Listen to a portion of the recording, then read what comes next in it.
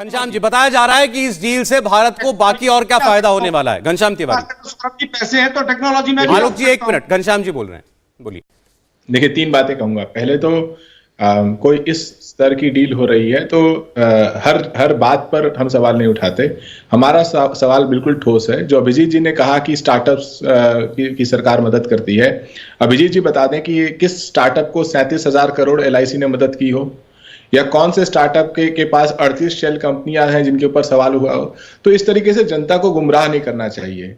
ये सरासर एक साधारण सा सवाल है जो संसद से लेकर सड़क तक पूछा जा रहा है कि पिछले 20 साल में अदानी समूह ने भारतीय जनता पार्टी को कितना चंदा दिया। इसका जवाब अगर अभिजीत जी के पास है तो मैं उनकी सराहना कर सकता हूं, लेकिन जवाब है तब भी वो नहीं दे सकते।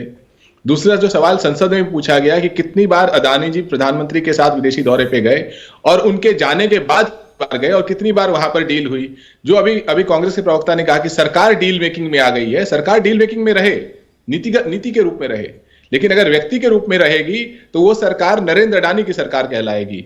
और इसीलिए जेपीसी की मांग से सरकार को भागना नहीं चाहिए। इसीलिए भारतीय जनता पार्टी के प्रवक्ताओं को फ्रीडम ऐप से सीखकर आपने पौधशाला की शुरुआत की है क्या? अगर ऐसा है तो आप अपने पौधों को 1 करोड़ फ्रीडम ऐप के जो ग्राहक हैं उन्हें बिना किसी खर्चे के आप उसे बेच सकते हैं।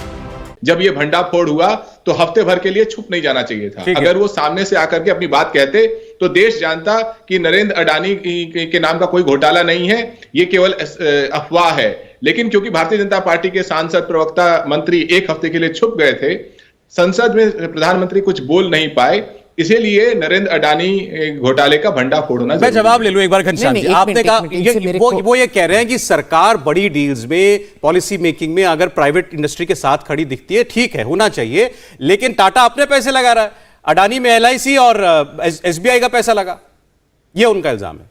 अभिजीत। हाँ जी, देखिए, पहले तो ये बात है, मैंने क्या बोला, ये मेरे जो मैंने बोला उसको घुमा के बात कर रहे हैं। इन्होंने बोला कि अदानी और टाटा की तुलना नहीं की जा सकती। क्यों नहीं की जा सकती? अब जो नॉन परफॉर्मिंग एसेट्स का जो लिस्ट है, इनका सरकार था 10 साल के लिए यूपी में, ये तो छिपा छिपा के रख रहे थे। जो सब लोन घटिया हो गए वो सब के सब लोन यूपीए के टाइम में ही दिए गए थे ना। उसमें कितने लोगों का नाम आएगा पता है आपको? और उसमें से कितने लोगों ने आपके पार्टी को पैसा दिया होगा वो पता है? सबके सब जो घटिया लोन आज निकल रहे हैं, सबके सब यूपीए के टाइम में दिए गए थे, पूरे के पूरे यूपीए के टाइम में दिए गए थे। आलोक जी को लीजिए स्क्रीन पर। हाँ बोलिए आलोक जी। 67 LOI मोदी जी की सरकार के बनने के बाद है, ललित मोदी के। और ज्यादा मुंह मत खुलवाइए, एक अभिनेत्री भी इन्वॉल्व है उसके अंदर। बोलिए, रोक कौन रहा है? ब्रांड एम्बेसडर थी, और क्या वो मोदी जी के नजदीक थी कि नहीं? बहुत मुंह खुलेगा तो बहुत दूर तक लग बात जाएगी। आलोक जी, जो बात हो, मेरे ख्याल में आज थोड़ी सी बहुत सतही बात हम ना करें, जो बात हम करें तथ्यों पर करें। हम एक इन्फॉर्म्ड चर्चा कर रहे हैं। नहीं, बोलने दीजिए उनको। इनसे पूछ रहा हूं मैं, 9 साल हो गए, अगर कांग्रेस ने गलत किया था तो सरकार पकड़े चल रही है। ठीक है, नहीं, नाम लीजिए ना सर। बचा दिया, तब तो देश का ख्याल नहीं आया इनको। पूरी अर्थव्यवस्था का भट्टा बैठाने का ठेका पूरी बीजेपी ने ले लिया, और उसके बाद कहते हैं साहब हमारे पास तो कोई सबूत नहीं, आपने नाम लिया, नाम लीजिए ना। अदानी का तो नाम लेते रहते हैं, लीजिए सबका नाम। इतना काला धन आप डर क्यों रहे हैं नाम लेने से? नाम लीजिए। चलिए, अडानी की चर्चा चल रही है, अडानी की चर्चा चल, नाम लीजिए, अडानी की चर्चा चल रही है। मैं विजय जी के पास एक बार फिर जाना चाहता हूं। नाम लीजिए। जहां तक जांच की बात है, इसमें 2-3 बातें दर्शकों को जाननी चाहिए। मामला सुप्रीम कोर्ट के पास भी है। आज कांग्रेस की एक नेता ने सुप्रीम कोर्ट में याचिका दाखिल की। 2 दिन बाद उसकी सुनवाई भी होने जा रही है। अडानी जी आज, गौतम अडानी ने आज स्टेटमेंट भी, आलोक जी प्लीज सुनिएगा, उन्होंने कहा कि ये जो कुछ स्टॉक मार्केट में उथल पुथल चल रही है वो टेम्पररी है, सब कुछ जल्दी ठीक हो जाएगा। उनकी जो मेन फ्लैगशिप कंपनी है उसके अभी नतीजे भी आए हैं, उसमें भी कंपनी का जो रेवेन्यू है वो काफी बढ़ा हुआ दिखाई दे रहा। तो अडानी साहब वो खुद बड़े निश्चिंत हैं कि सब कुछ अपने आप कुछ वक्त में ठीक हो जाएगा। किसी की शरारत थी हिंडनबर्ग की, और सुप्रीम कोर्ट में भी सरकार कह रही है कि हम कमेटी बना देते हैं, जांच कर लेगी। सेबी कह रही है सुप्रीम कोर्ट में कि हम जांच हमने शुरू कर दी है, हम पता लगा लेंगे कि कुछ गड़बड़ होगी तो। लेकिन बात फिर भी ये हो रही है कि भरोसा केवल जेपीसी पर है, सेबी पर भरोसा नहीं है हमको। सरकार कमेटी बनाएगी, किसको रखेगी क्या पता। विजय सरदाना जी, एक बार विजय जी, आलोक जी प्लीज एक मिनट। विजय जी, मैं कह रहा हूं सौरभ जी, मुझे केवल ये बता दीजिए, सेबी के कितने अधिकारी आज तक जेल में गए? जब क्या सेबी को फिर सेबी कटघरे में, तो सेबी जांच करेगी, सरकार कटघरे में। एसबीआई जांच करेगा, एसबीआई कटघरे में है।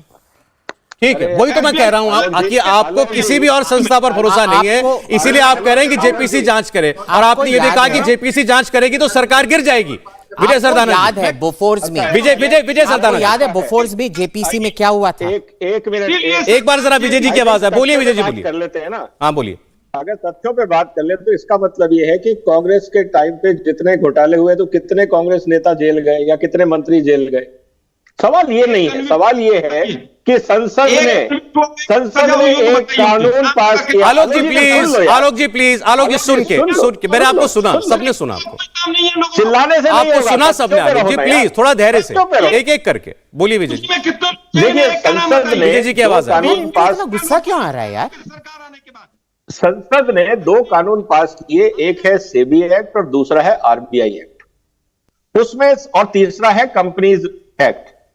तीनों कानूनों में यह लिखा है कि किस किस लेवल पे अगर कोई चीज इलीगल होती है या अगेंस्ट द गाइडलाइन होती है, उस पे कैसे इन्वेस्टिगेशन होगा और कैसे कार्रवाई होगी।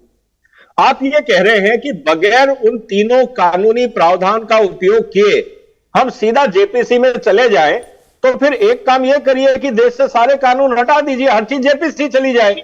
आप पहले संस्थाएं जो बनाई है संसद ने, उनको आप काम करने दीजिए, उनकी रिपोर्ट आने दीजिए। आपको अगर उसमें गैप लगता है, आपके सवालों के जवाब नहीं है, तो आप आगे बढ़िए। कहने का मतलब यह है कि संसद एक कानून बनाए और वो कानून बनाए कांग्रेस की सरकारों ने। फ्रीडम ऐप से सीखकर आपने पौधशाला की शुरुआत की है क्या? अगर ऐसा है तो आप अपने पौधों को 1 करोड़ फ्रीडम ऐप के जो ग्राहक हैं उन्हें बिना किसी खर्चे के आप उसे बेच सकते हैं। और अब आप ये कहते हो कि नहीं, उन कानूनों का कोई मतलब नहीं है, हमें सिर्फ जेपीसी चाहिए, तो इसका मतलब या तो कांग्रेस नहीं, क्योंकि वो ये कहते हैं ना विजय सरदाना जी की सारी संस्थाओं पर तो बीजेपी ने कब्जा कर लिया, कोई बॉडी इंडिपेंडेंट नहीं है। तो यार अगर कब्जा कर लिया तो आप कोर्ट में जाइए ना कि ये वायलेशन हुआ। एक बार जफर इस्लाम जवाब दे रहे हैं इस बात का, पॉलिटिकल आरोप है, पॉलिटिकल आदमी जवाब दें। बोलिए जफर जी। आप लोग देखिए, मैं जैसे देख रहा हूँ आलोक भाई को कैसे बौखलाए दिखते हैं। अरे माना कि भाई जनता ने सरकार से आपको हटा दिया है, कमीशन खोरी से मोदी जी ने आपको खत्म की, इसलिए कि यहाँ देश में कमीशन, एक छोटी सी चाहे बैंकों को लोन रखिए, रानी से पैसे लेके एक एक करके। आलोक जी मैं आपके पास भी आ जाऊंगा। सब जगह आपको कमीशन चाहिए था, उससे आपको जो है मोदी जी ने निजात दिला दिया, खत्म कर दिया। तो ऐसे भौंक रहे हैं आप, ऐसे जैसे पता नहीं क्या हो गया।